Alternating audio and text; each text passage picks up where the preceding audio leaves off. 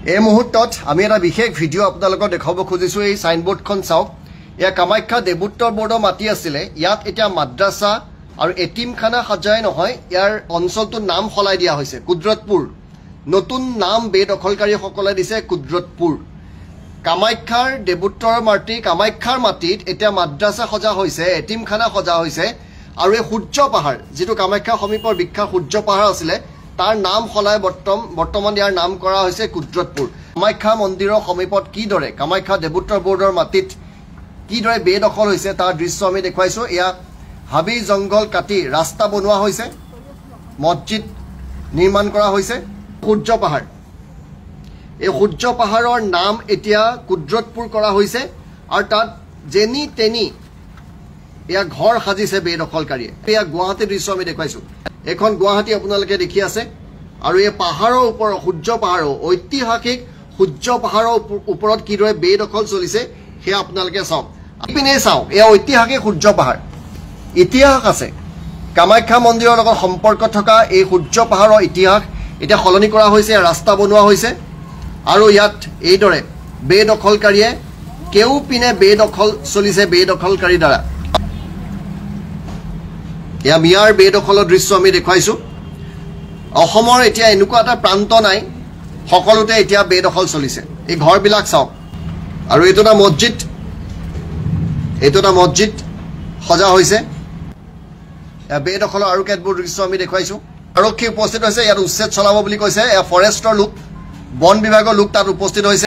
এইটো ভিডিঅ' তেওঁলোকৰ কাৰণে যিসকলে উচ্ছেদ অভিযানৰ বিৰোধিতা কৰে, ওকালতি কৰিব আহে যে যিসকলে সেই উচ্ছেদ অভিযানৰ, সেইসকলৰ কাৰণে এই ভিডিঅ'টো এবাৰ চাওক আপোনালোকে।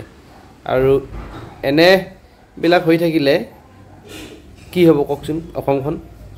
আৰু এটা কথা, আমাৰ এই ফৰেষ্ট বিভাগটো আছে যে, ফৰেষ্ট বিভাগ বা গৃহ বিভাগ, এইবিলাক কোনো কাম নাই। কিহৰ কাম নাই?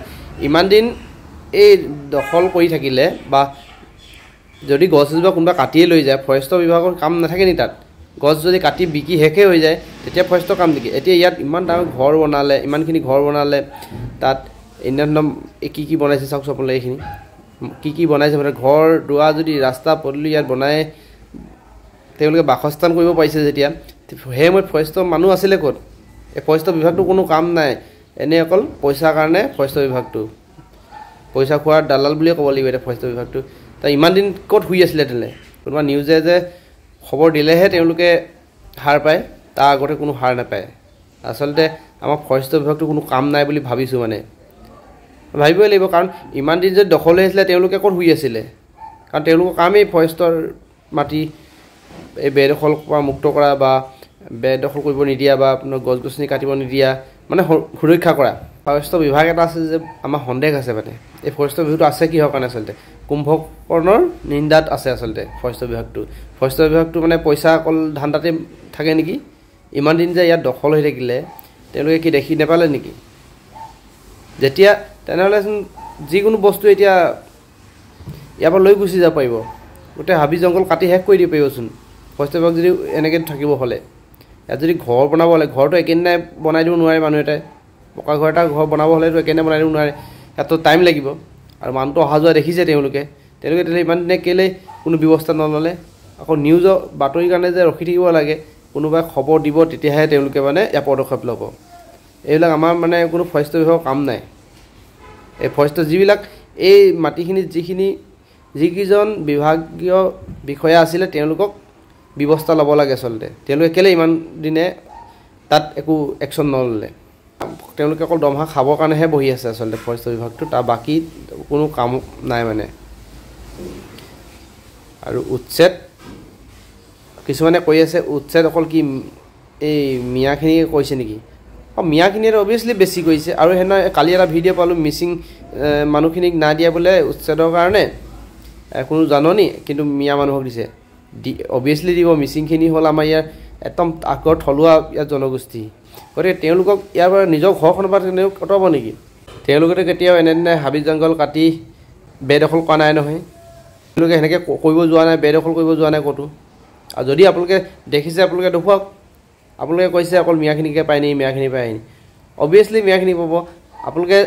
আপোনালোকৰ মানুহখিনি চকুত নেদেখেই, তেওঁলোকে বেদখল কৰিছে কাৰণে আৰু যেনেকৈ যি ধৰণে বেদখল কৰে একদম মানে ৰেকৰ্ড কৰি দিয়ে মানে আজি যদি 200 আহিব হয় কাইলৈ 100 হৈ যায়হি তেনেধৰণে মানে একদম ৰেকৰ্ড কৰি যায় ক'ৰ পৰা একে ৰাতিতে কি আহি যায় মানুহ আহি যায় আৰু ক'ৰ পৰা কি ৰিলেশ্যন কি আহে গমেই পোৱা নাযায় একো মানে আৰু সেইটো কাৰণে আৰু বৰ্তমান আমাৰ অসমীয়া খিলঞ্জীয়া মুছলিমখিনিও সংকটত ভুগিবলগীয়া হৈছে তেওঁলোকৰ কাৰণে ক্ষেত্ৰত আমাৰ মুছলিম হিন্দুৰ মাজতো কোনো ভেদাভেদ নাই আমি সকলোৱে একেলগতে আছোঁ কিন্তু এই ইহঁতে যিমতে দখল কৰিছে আচলতে হিন্দুহে মুছলিমৰ সেইটো বুলি কোনো কথা নাই আচলতে বেদখলকাৰী সকলোৰে কাৰণে বিপদজনক হিন্দু হওক মুছলিম হওক গতিকে এইটোতো সকলোৰে কাৰণে বিপদজনক মোৰ ৰিলেশ্যনৰ হিন্দু আহিলে বুলিয়ে যে মই তেওঁক বেদখল কৰিব দিম তেনে কোনো কথা নাই বেদখল যোনে কৰিব তেওঁক আচলতে মুক্ত কৰিবই লাগিব সেই অঞ্চলটো সেইকাৰণে হিন্দুৱে হওক বা মুছলিমেই হওক